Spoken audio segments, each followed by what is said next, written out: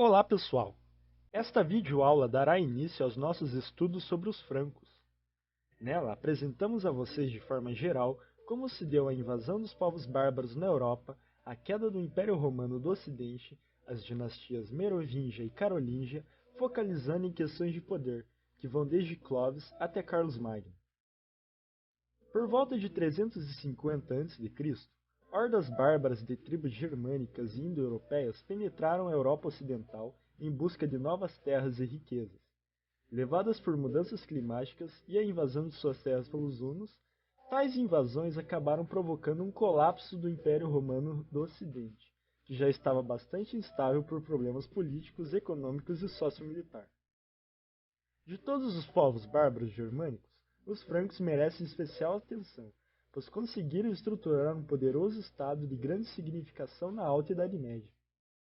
Liderados por Meroveu, os francos se aliaram com os romanos a fim de vencerem os hunos na Batalha de Chalon, e se instalaram onde hoje conhecemos como Bélgica, ao norte da Gália.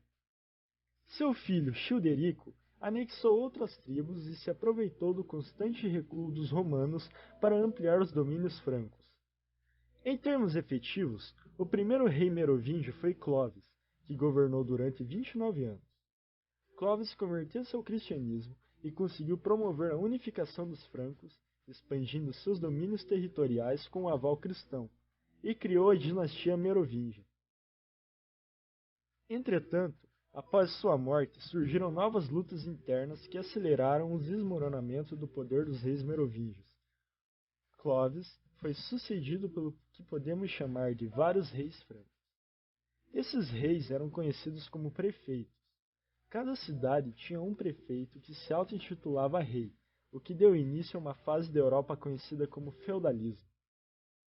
O mordomo de um desses prefeitos, Carlos Martel, adquiriu grande prestígio e poder, principalmente depois de conseguir deter o avanço dos árabes muçulmanos na Batalha de Poitiers.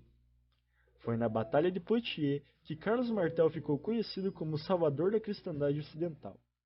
Antes de morrer, Carlos Martel repartiu seus domínios entre seus dois filhos, Carlomano e Pepino.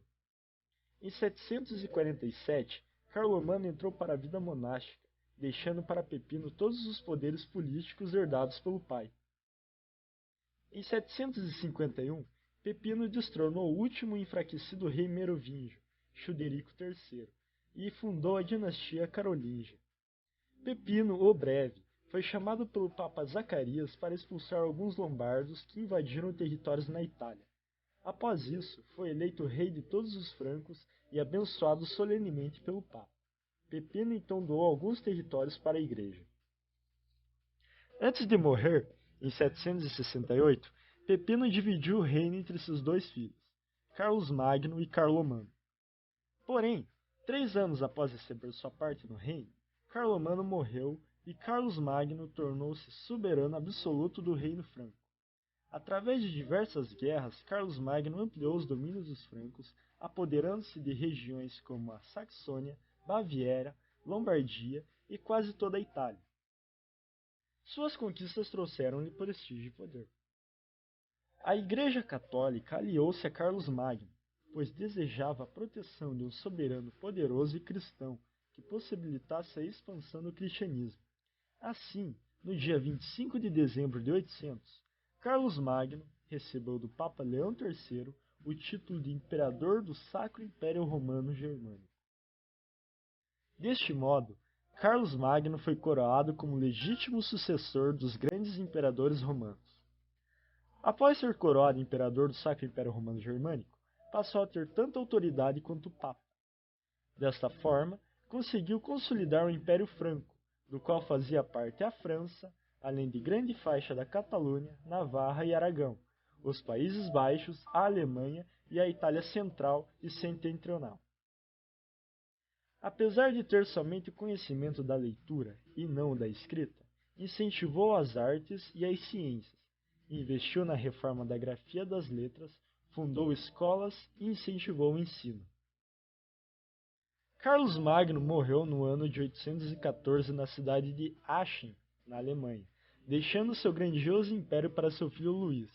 Contudo, este, ao contrário do pai, não foi capaz de continuá-lo. Para finalizar, é indispensável que respondam à questão a seguir, pois a partir das respostas daremos início às nossas discussões em sala. Como puderam perceber, dentre os povos bárbaros, os francos obtiveram destaque. Pontue o que os diferenciou dos outros povos.